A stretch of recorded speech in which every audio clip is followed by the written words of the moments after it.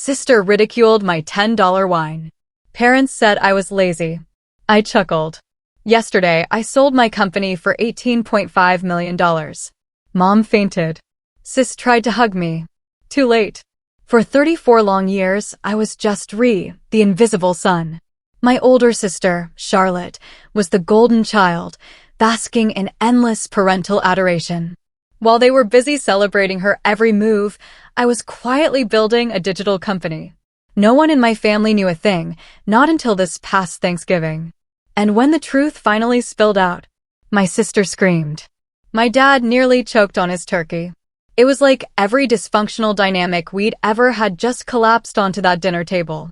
Growing up in suburban Chicago, our house looked picture-perfect from the outside: white picket fence, basketball hoop, even a golden retriever named Cooper. But inside, there was an unspoken pecking order, and Charlotte, for years my senior, was the undeniable star. She had all the qualities my school teacher parents cherished: a Mozart on the piano by 8, spelling bee champion, straight-A student. Her room was practically a museum to her achievements, crammed with medals and trophies. My room? Just a shrine to sports posters and computer guts. They never even bothered to step inside, so who would notice anything I cared about? Come look at Charlotte's science fair project. Mom would gush, her voice practically bursting with pride. She built a working model of the solar system.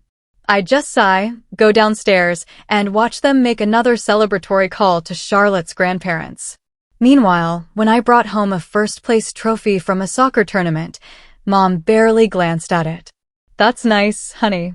Put it in your room," Dad mumbled, not even looking up from his work. That trophy ended up stuffed in my closet. What was the point of displaying it if nobody cared? Birthdays?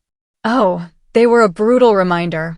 Charlotte's were massive, themed extravaganzas with custom cakes, dozens of guests, weeks of planning.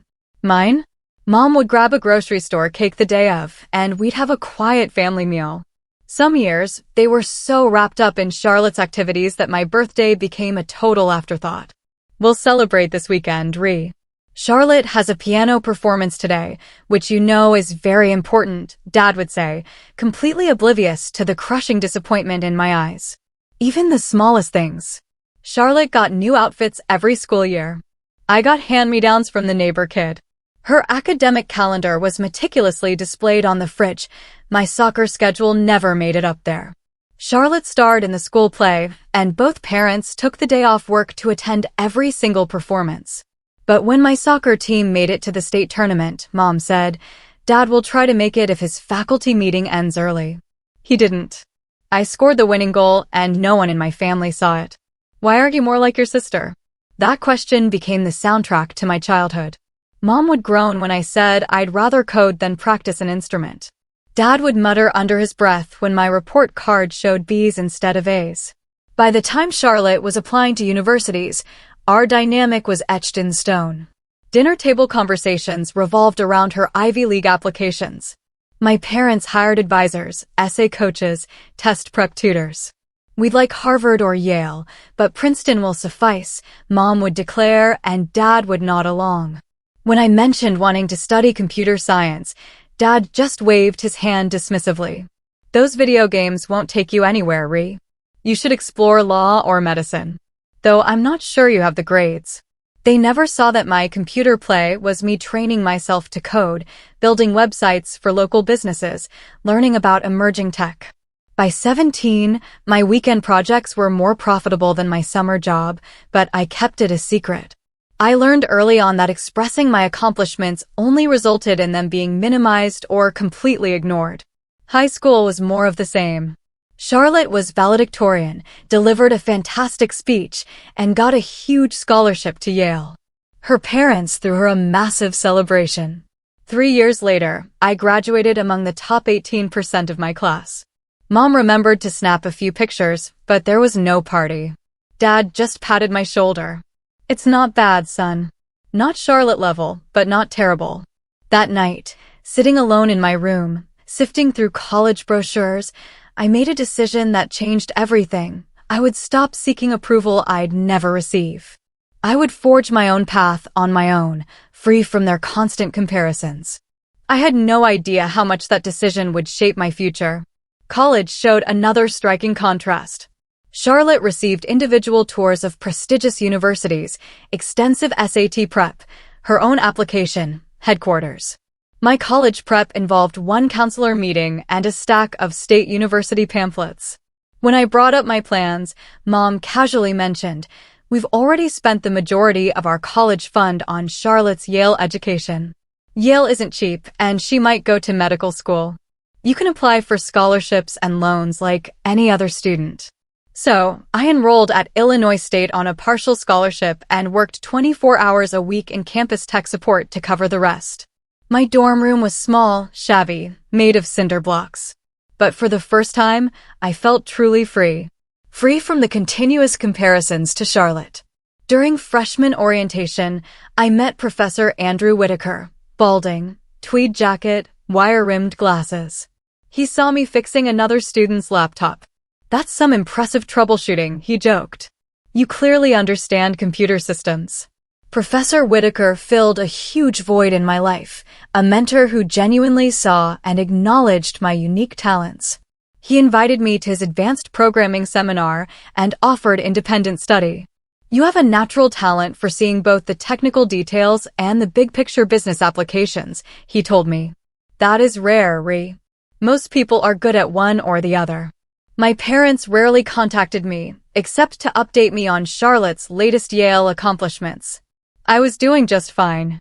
Sophomore year, I built a scheduling and inventory system for small businesses, solving problems that big software companies overlooked. For restaurants and 2 hardware stores in town paid me to implement it. Real income. Real experience. By my junior year, I developed my first fairly successful app for small businesses to manage client connections.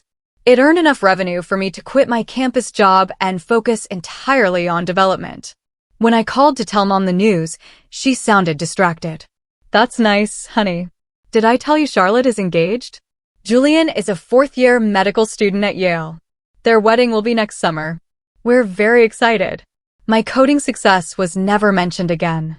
For months, Charlotte's engagement was the sole focus of our few calls. Julian came from old Boston money. The wedding would be spectacular. My work, as usual, was irrelevant. Senior year, I faced a big decision. Major tech companies offered me attractive starting roles and high salaries. But I had a different vision. I wanted to evolve my CRM software into a holistic business solution, focusing on financial transaction security. I saw a massive market opportunity.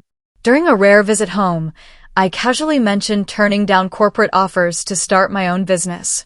My parents exchanged worried looks. "Is this truly wise?" Dad inquired, frowning. "These are assured positions." "Starting a business is risky," Mom chimed in, patting my hand. "Honey, not everyone can be as exceptional as Charlotte. There's nothing wrong with a steady job." They just didn't get it. I wasn't trying to compete with Charlotte. I was building something entirely different, something that played to my strengths. After graduation, while my family was attending Charlotte and Julian's lavish wedding, I moved to Silicon Valley with $14,500, my life savings, and a prototype of my security software. I rented a tiny studio in a pretty rough neighborhood. Every waking hour was spent perfecting my invention and pitching potential investors. My parents called occasionally, usually to update me on Charlotte's hospital position or her new home in Boston. They never once asked about my work. I kept my answers generic, not out of malice, but because I knew they weren't truly interested. "How is California?" Mom would ask. "Fine," I'd respond. "Sunny. That's good. Did we tell you Charlotte and Julian are considering starting a family? I could be a grandma soon." And so, the pattern continued. A whole continent separated us, both physically and emotionally. But for the first time, I felt grateful for that distance. Grateful for the ability to create something unique without the shadow of comparison. The early days of my startup were brutal. My studio apartment became my office. The mattress was pushed against the wall. 3 monitors dominated the space. I worked 90-hour weeks, fueled by ramen and coffee, coding until my vision blurred. My company, Secure Transact, specialized in cutting-edge security protocols for financial institutions against internet fraud. I'd spotted a massive gap. Existing software was clumsy or overly simplistic. The first year was a nonstop grind: tech meetups, pitch nights, cold calls to banks. Most doors stayed closed. But with sheer tenacity and the strength of my prototype, I eventually started getting appointments. My first real team grew organically. Natalie, a brilliant security expert fed up with corporate bureaucracy. Caleb, a front-end developer who made complex functionality elegant. Sophia managed commercial operations with incredible efficiency. We operated out of a repurposed warehouse in Oakland. San Francisco was too expensive. Questionable heating. A leaky roof. Wedged between a metal business and a pickle company. But it was ours. And inside those walls, we were building something truly unprecedented. Just as we were gaining momentum, catastrophe struck. Cyber Shield, a major competitor backed by venture capital, released a security suite that looked suspiciously similar to ours. A week later, we discovered one of our early contract developers had stolen our code and sold it to them. The legal battle almost ruined us before we even started. Legal fees drained our meager funds. The stress was immense. For 4 months, I slept on a cot in the office, showered at a local gym, and worked nonstop to keep the company afloat while fighting the lawsuit. It was during this nightmare that Charlotte called. She and Julian had just bought a 6-bedroom colonial in an upscale Boston suburb. Mom and Dad helped with the down payment, of course. They're quite supportive. "How are things going with your computer?" I said nothing about the lawsuit or living in my office. "It's coming along," was all I managed. The turning point came unexpectedly. The legal battle, though devastating, had drawn considerable industry attention. A senior vice president at First Western Bank reached out. He'd seen our protocols, delighted by our novel approach. "We've been following your case," he told me. "What CyberShield did was unethical. Their implementation of your concepts is flawed. We'd much prefer to work with the original inventors." First Western became our first crucial client. Their successful deployment led to case studies, industry articles, and most importantly, new clients. Within 8 months, we had signed contracts with 9 regional banks and were negotiating with 3 national institutions. Our crew grew from 6 to 60 and eventually to over 240. We moved from the leaky warehouse to proper offices in San Francisco's financial district. I finally upgraded from my studio to a modest 2-bedroom condo, though I barely spent any time there. Secure Transact's reputation soared, and so did interest from larger tech companies. The first bid came 4 years ago, $8.2 million, from a mid-sized financial software business. I declined, knowing our trajectory. A year later, the offers had doubled. Investment bankers started calling, urging me to cash out, but I stayed focused on building. Finally, 6 years after starting with nothing but a prototype and pure determination, the right offer arrived. Tech giant, one of the world's largest corporations, bid $18.5 million for Secure Transact. They wanted our technology, our clientele, and our people. Most importantly, they understood our vision. After extensive negotiations, I agreed. At 33, I became a multimillionaire overnight. Through all of this, my family remained mostly oblivious. During our occasional phone calls, they continued to focus on Charlotte's accomplishments, her elevation to head of cardiology, the vacation home she and Julian bought in Vermont, their children's private preschool. When Mom mentioned they'd helped Charlotte and Julian with a kitchen renovation, I felt a sudden urge to tell them about the acquisition.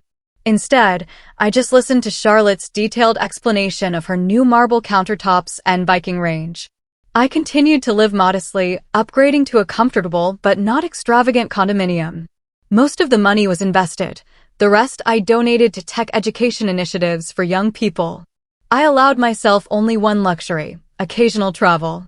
My parents still introduced me to their friends as our son who works with computers in California, while Charlotte remained our smart daughter, the cardiologist. I'd made peace with this dynamic. I had a fulfilling life, with friends who valued me and colleagues who respected my contributions. Then Charlotte and Julian sent a formal, impersonal Thanksgiving invitation via email. My initial thought was to decline. I'd spent the previous 4 Thanksgivings with friends, comfortable and free of family strain. But something made me hesitate. Curiosity? A lingering longing for connection? Before I could decide, my phone rang. It was Charlotte. "Did you get my email?" she asked, no preamble. "Mom and Dad are coming, but I told them you wouldn't make it because you never seem to have time for family." The familiar sting of accusation. Actually, I heard myself say, "I can make it this year." A brief pause. "Oh. Well, that was unexpected. Can you arrive on Wednesday? The guest room on the 4th level will be yours. Of course, Mom and Dad will get the big guest suite." Charlotte called several times in the weeks leading up to Thanksgiving, usually with orders and reminders that painted me as completely incompetent. "Remember to book your flight soon before prices go up," she'd say, even though I'd done it right away. "Do not bring wine. Julian has chosen acceptable pairings," she'd instruct, though I hadn't mentioned bringing anything. "We're dressing for Thanksgiving dinner. At the very least, business casual," she informed me, clearly assuming I'd show up looking like a slob. My parents also called. Their message was clear, though less direct. "Charlotte has put a lot of effort into this, so please be on your best behavior. Avoid controversial topics and try to show interest," Mom said. Dad added, "and maybe get a haircut before you come." First impressions are important with Julian's family. I hadn't seen them in 3 years, and their main concern was that I'd embarrass them. My anxiety mounted. I scheduled an extra session with my therapist, Dr. Elaine Porter. "How do you intend to handle the family dynamics this time?" she inquired. "I'm tired of playing the role they've assigned me," I told her. The underachieving son, the family disappointment. "I don't want to pretend anymore." "Does this mean you'll tell them about your financial success?" she asked. "No," I said after a moment. "That feels like looking for validation through money, which is unhealthy. But I will not demean myself or my work to fit their narrative. I'll simply be real and set boundaries." "That's significant progress, she said, nodding approvingly. When I arrived at Boston Logan Airport the day before Thanksgiving, the weather mirrored my mood: gray, chilly, threatening rain. Their house was exactly what I expected. A sprawling colonial with exquisite landscaping and a circular driveway. Beautiful, but antiseptic. Charlotte greeted me at the door, her hair perfectly coiffed, dazzling pearl earrings catching the light. "You made it," she whispered, giving me a short, almost perfunctory hug before turning away. "Everyone's in the living room." She didn't offer to help with my bags. The reunion with my parents was an uneasy formality. Mom stood to embrace me, then immediately commented on my hair and how thin I looked. Dad gave me his usual firm handshake and shoulder pat. Julian played the kind host. His parents, Thomas and Beatrice, watched with polite interest. Old Boston money, the kind that doesn't need to be announced. "And what do you do in California, Beatrice inquired. Before I could answer, Charlotte rushed in. "Works in computers. Some sort of programming thing, right?" She looked at me with arched eyebrows. "I founded a cybersecurity company specializing in financial transaction protection," I replied politely. "It was recently acquired by tech giant." "How interesting," Beatrice remarked, plainly unimpressed. The conversation quickly shifted to Charlotte's children and their private school accomplishments. The house tour continued, with Charlotte narrating like a museum docent. "This is the formal dining room. The chandelier was imported from Italy. When fully extended, the table seats 22 people. Each area included a similar recitation of designer names, imported materials, and subtle price indicators. My parents got the big second-floor suite. My room was a renovated attic on the 4th story. The bathroom down the hall is small but functional. It's usually the nanny's room, but she's away for the holiday weekend," Charlotte stated, her eyes not quite meeting mine. That evening, we gathered for a catered pre-Thanksgiving supper. Conversations centered on Charlotte's practice, Julian's hospital politics, and their children's achievements. When I mentioned a recent trip to Japan, Charlotte interjected. Your sweater has a stain," she said, completely dismissing my travel story. "Why don't you borrow one from Julian?" You are about the same size, albeit he has a more athletic physique. Mom nodded in agreement. That's wonderful of Julian. You should look presentable for tomorrow when everyone arrives. I looked down at my spotless cashmere sweater. There is no stain, Charlotte, and I brought adequate clothes for tomorrow, but thank you for your concern. Her face flashed with displeasure before she smiled tightly and moved to Julian's father to discuss golf clubs. As I got ready for bed that night, listening to the hum of voices downstairs, I realized how little had changed. We'd easily resumed our usual family routine. The only difference was that I was no longer willing to silently play my assigned role. Tomorrow was Thanksgiving, and I had a feeling our family dynamic would be put to the ultimate test. Thanksgiving Day dawned clear and cold. I could hear caterers, Charlotte barking instructions, and children laughing. I took my time getting ready, deliberately. By 10 a.m., the house had transformed into a Thanksgiving spectacle. Every surface adorned with elegant, understated decorations. The dining room table was a masterpiece, handwritten place cards, multiple crystal glasses, elaborate floral centerpieces. Charlotte was everywhere, arranging people like chess pieces. Mom, help Lillian with her dress. Dad, entertain Julian's parents. Just try not to get in the way. I was tasked with keeping Charlotte's 8-year-old twins, Lillian and Noah, occupied. This suited me. They were the only family members genuinely happy to see me. Uncle Ree, are you still making computers? Noah inquired as we built a block tower. Something like that, I said, smiling at his basic understanding. Mom says you're not very good at it because you still have to work, Lillian casually informed me. She says if you were successful, you'd have people working for you instead. I managed to maintain a neutral expression. Is that true? Well, I replied, people measure success in different ways. As noon approached, more guests arrived, Julian's brother, hospital colleagues, and his elderly grandmother, wheeled in by a private nurse. Charlotte insisted on formal pre-dinner photos. Stand at the end here, she directed, positioning me on the far edge, partially obscured by Julian's brother. When the hired photographer suggested I move forward, she overruled him. No, the composition works better this way. Trust me. By the time we were summoned to dinner at 3:30 p.m., my shoulders were tense. We entered the dining room in a strict order of importance. Charlotte and Julian led the way, followed by both sets of parents, and finally by the other guests. I brought up the rear. The seating arrangement followed the theme. Charlotte and Julian at opposite ends. My parents in positions of honor. I was sandwiched between Julian's hard-of-hearing grandmother and a hospital colleague who'd already had several glasses of wine. Before the meal, Julian stood to make a toast to family, friends, and abundance. Then, a Whittington family tradition, everyone mentioned something they were grateful for. Charlotte went first. Naturally, what began as gratitude quickly morphed into a highlight reel of her achievements. I'm thankful for my thriving practice, my recent appointment to the hospital board, the children's acceptance into the gifted program, and, of course, our new summer home on Nantucket. My parents were beaming. Then Mom's turn. She thanked Charlotte and her family, then made a brief, almost perfunctory mention of both her children. The ritual progressed around the table until it reached me. Eyes shifted to me, mostly with polite disinterest. I'm grateful for the journey of the past few years, I said simply.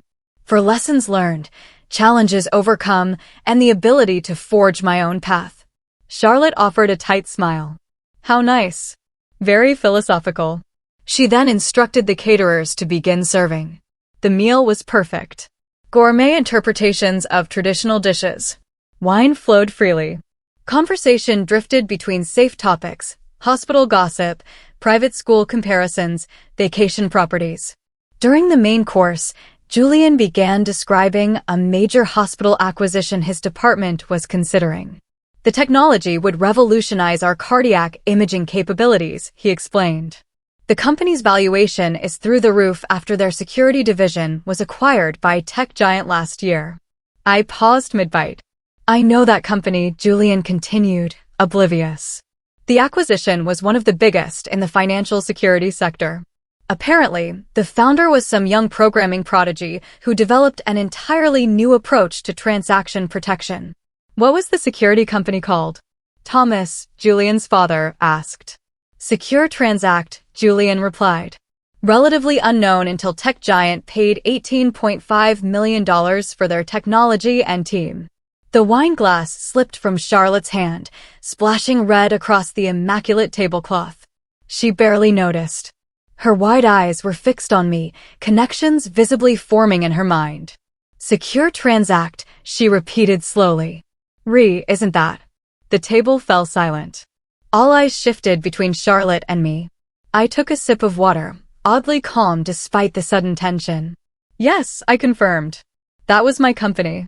Julian stared, his expression morphing from confusion to dawning comprehension. Wait, he said. You're that Reese Whitmore, the founder of Secure Transact? The $18.5 million acquisition was your company. My parents looked completely lost. Dad's fork remained suspended midair, a piece of turkey trembling. I had no idea you were behind that, Julian continued, genuine admiration in his voice. The security protocols your team developed are considered revolutionary in the industry. Charlotte's face had drained of color. $18.5 million, she whispered, then louder, her voice rising sharply. You sold your company for $18.5 million? Mom finally found her voice. What is everyone talking about? Which company? The cybersecurity company I founded 6 years ago, I explained calmly. Tech giant acquired it last year for $18.5 million. Dad finally managed to ask, his voice barely a croak. Yes, I confirmed, meeting his stunned gaze directly. The silence that followed was profound, broken only by the soft clink of Julian's grandmother's spoon. Charlotte was the first to shatter it, her voice tight, hands trembling. This is a joke, right? Some kind of twisted prank. I shook my head. No joke. Secure Transact was my company. I founded it after college. Built it for 6 years. But that's impossible, she insisted, looking around for allies. Works at some little tech support job or something. He's not. He couldn't possibly. Julian leaned forward, genuinely interested. The Secure Transact acquisition was major news in business circles. Their security protocol completely revolutionized how financial institutions handle online transactions. He turned to me with new respect. I had no idea that was your work. Mom's expression fluctuated between confusion and disbelief. But honey, why didn't you tell us? We're your family. Before I could answer, Charlotte's voice rose an octave. $18.5 million. And you never said a word? While we've been feeling sorry for you all these years. No one asked, I replied simply. When we talked, which wasn't often, the conversation always centered around your accomplishments. There never seemed to be much interest in the details of my life. Charlotte pushed back from the table so forcefully that water glasses wobbled. That is completely unfair. We always asked how you were doing. You asked if I was still doing that computer thing, I corrected her. That's not the same as showing genuine interest. Dad finally spoke, a strange croak. Son, $18.5 million. Why would you keep that from us?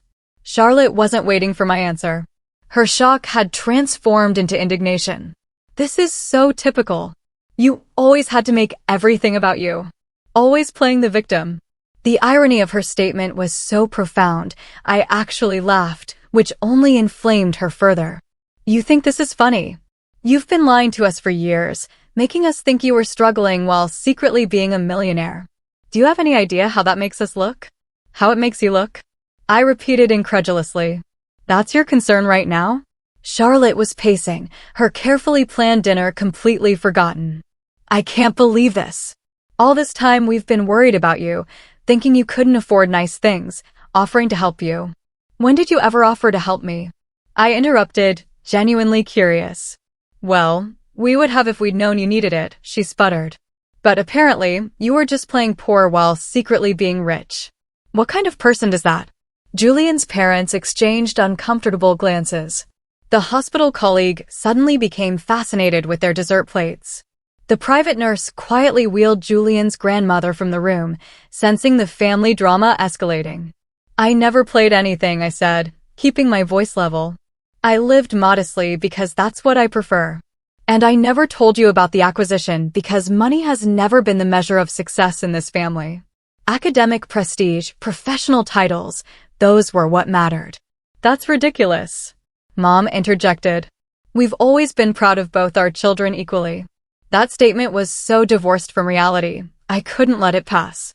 Mom, that's simply not true. My entire childhood was spent in Charlotte's shadow. My achievements were barely acknowledged, while hers were celebrated extravagantly.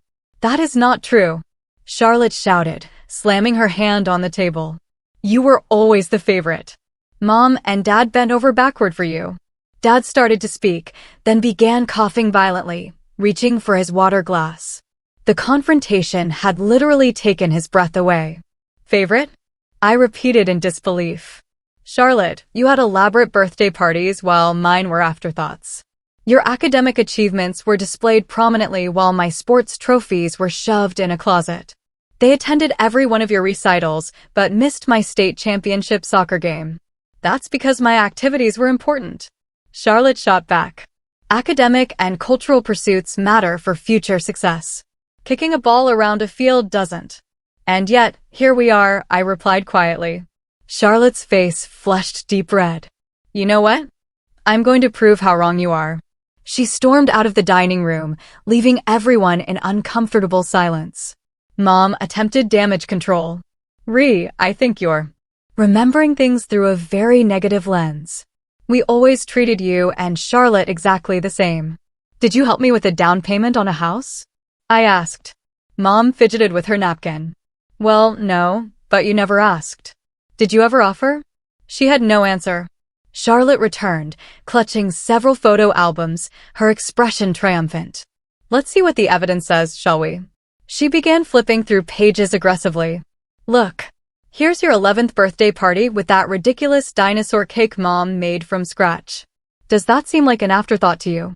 I leaned forward. In the photo, 11-year-old me stood awkwardly beside the cake while 14-year-old Charlotte dominated the foreground, clearly dissatisfied with not being the center of attention. Charlotte, that is your dinosaur cake. That was your birthday. My birthday was the following week, and I got a grocery store cake that simply said happy birthday with no name because it was a last-minute purchase. She turned to another page. Well, how about this, Dad? Taking you fishing. It's just you two. I've never had special trips like that. Dad regained his composure. Charlotte, that was the only time I took him fishing, and it was only because you and your mother were at your piano competition in Springfield. As Charlotte continued to flip, a pattern became clear to everyone. Photo after photo showed family gatherings centered on Charlotte's accomplishments, with me frequently appearing in the background or margin. Holiday photos showed Charlotte opening several presents and me with one or two. Vacation photos, Charlotte in the foreground at tourist attractions, while I stood apart. The photographic evidence did the opposite of what Charlotte intended, confirming the family dynamic I described. Julian gently placed his hand on Charlotte's arm. Honey, maybe we should take a break. She shook him off. No. I will not be painted as a spoiled princess when I worked extremely hard for everything I have accomplished. She turned to me, her eyes blazing. Why didn't you tell us about the money? Were you just going to keep it all to yourself while Mom and Dad helped me with expenses all these years? And there it was. The real reason for her rage. I never asked them to prioritize your needs over mine, I explained calmly. It was their choice. And I never needed their financial assistance because I built something successful on my own, without family connections or support. Charlotte's voice became dangerously quiet. So this is vengeance? Making us all look foolish because you had some childhood grievances. It is not retaliation, Charlotte. I just stopped looking for approval that I would never get and focused on creating my own life. Dad cleared his throat. Son, I believe you are being a little unfair. We have always supported your interests. When did you ever express genuine interest or support for my work? I challenged him directly. You dismissed my early coding as just playing video games. You called my decision to start a business risky and advised me to get a real job instead. You've never asked me to explain what my company did or why it was important. Dad opened his mouth to respond, then closed it again, unable to provide a counterexample. Charlotte was not ready to give up. This is absurd. You are rewriting our entire family history because you have a strange inferiority complex. Just because you got lucky with some technology. It wasn't luck, Julian announced, surprising everyone. I have read about secure transacts technology. It was truly innovative, revolutionary even. He addressed me with professional respect. The security protocols you created address issues that had plagued the industry for years. Charlotte gave her husband a betrayed look. Whose side are you on? I'm not taking sides, he said cautiously. I'm just stating facts about Rhee's professional accomplishments. The room was tense. Mom was quietly crying. Dad appeared shocked. Charlotte was practically vibrating with rage and embarrassment. Why are you doing this? She demanded, her voice breaking. Why ruin Thanksgiving with all of this old history and resentment? I did not bring it up, I reminded her gently. I've kept my success private precisely to avoid this kind of reaction. Julian recognized my company's name by coincidence. So, you weren't going to tell us? Mom inquired, her voice filled with pain. Your own family? I stared at her directly. Would it have changed anything? Would knowing I was financially successful suddenly validate my path in your eyes? Because that isn't how unconditional support should work. The silence that ensued was profound.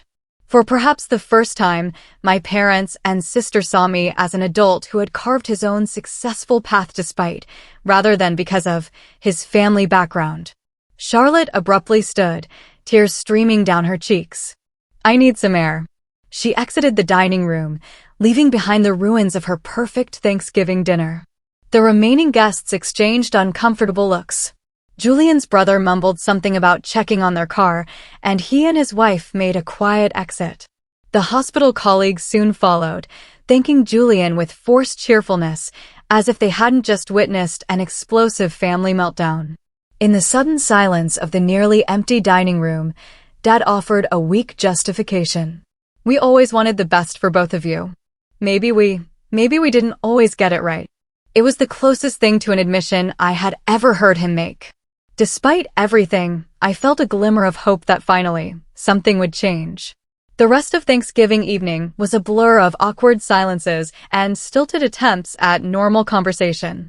Charlotte eventually returned, her eyes red, but her composure restored. She mechanically served dessert as if she were following a script she couldn't break from. The few guests who hadn't found an excuse to leave ate pumpkin pie with forced enthusiasm, complimenting the catering and studiously avoiding any mention of the emotional explosion. As the evening progressed, I decided to leave rather than stay overnight.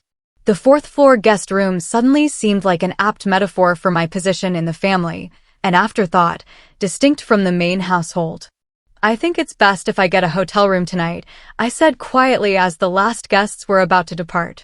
Mom appeared distressed. Rhee, that's unnecessary. We are family. We can work through it. I am confident we can, I agreed. Not tonight. Everyone requires some space to process. As I was packing my bag, Charlotte appeared in the guest room doorway. Her perfect hostess demeanor had crumbled, replaced by a conflicted look. Are you leaving? She stated flatly. Yes, I've called the car service. She leaned against the doorframe, arms crossed defensively. So that's it. Drop a bomb on the entire family, then simply leave. I did not drop any bombs, Charlotte. Julian recognized our company's name. That's all. She paused for a moment before asking the question that had clearly been burning in her mind. $18.5 million. That's absolutely correct. Yes. And you're just sitting on all that money while Mom and Dad help us with the kids' private school tuition and our house renovation. Even now, she saw my success primarily in terms of how it could benefit her. Some patterns are just too deep to break. My financial decisions are my own, Charlotte. Just as Mom and Dad's decisions about supporting you are theirs. She entered the room, her voice lowered. We intend to add a pool house next summer. Julian's practice is doing well, but with the children's tuition and Nantucket property taxes. I looked at her in disbelief.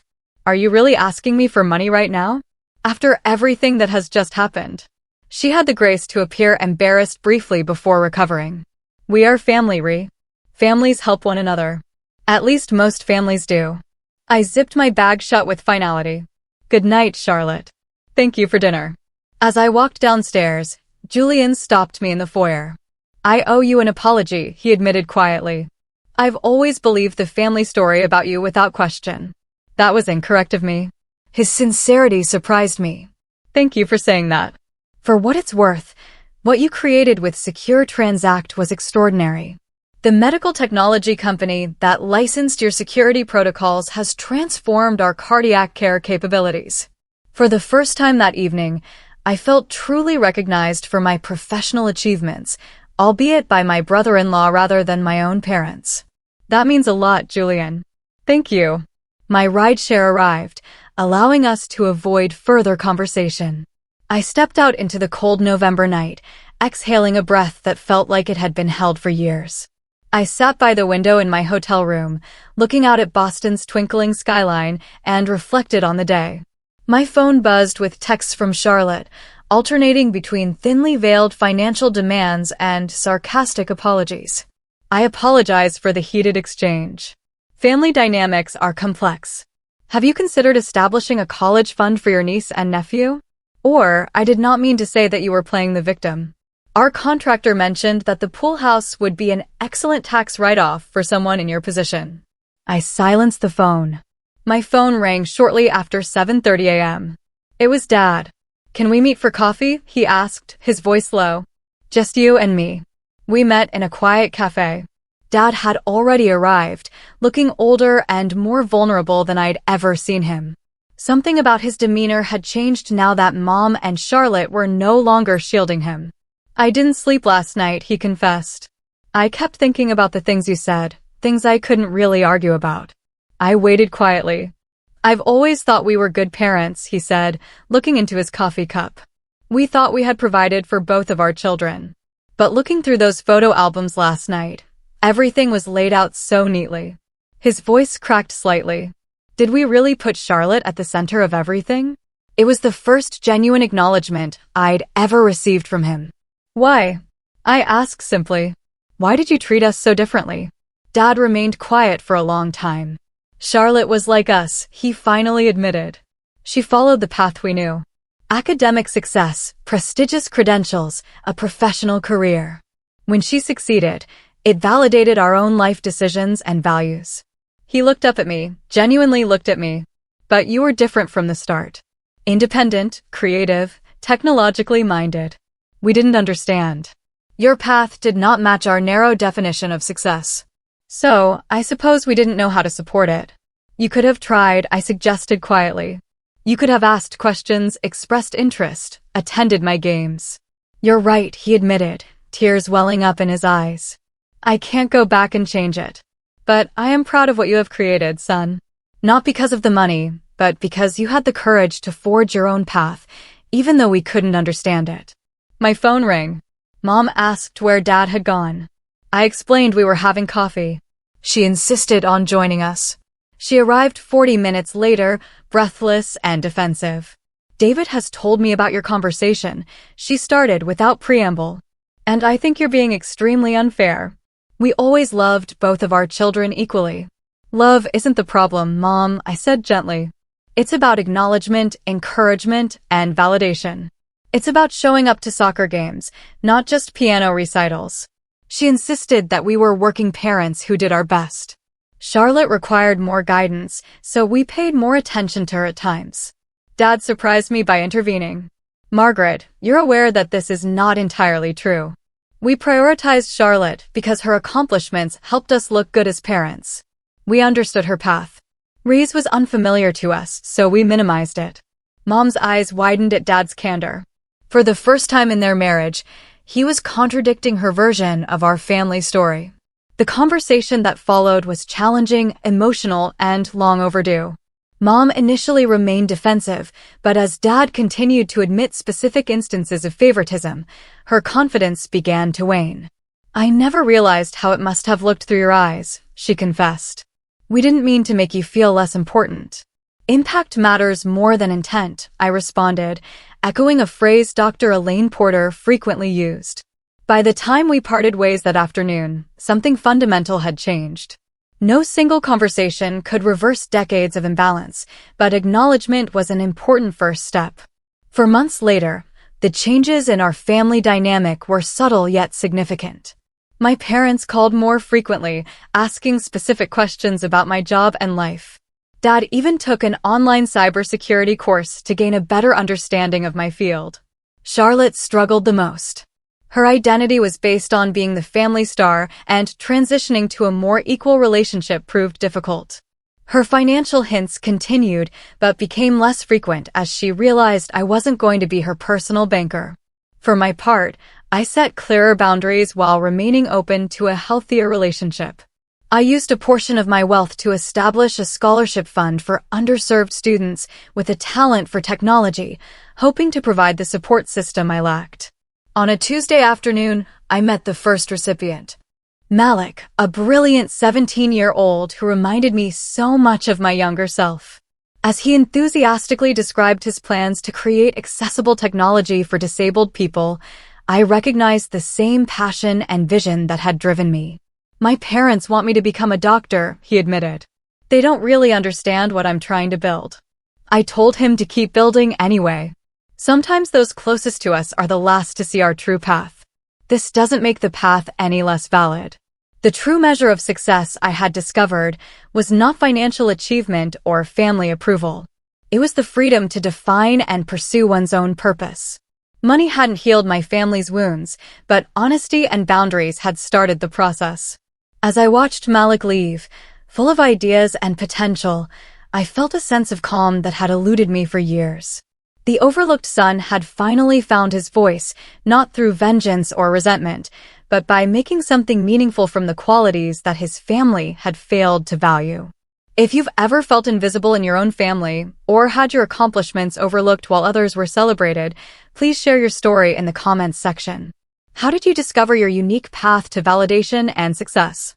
Sometimes the best revenge isn't proving others wrong, but rather finding happiness on your own terms.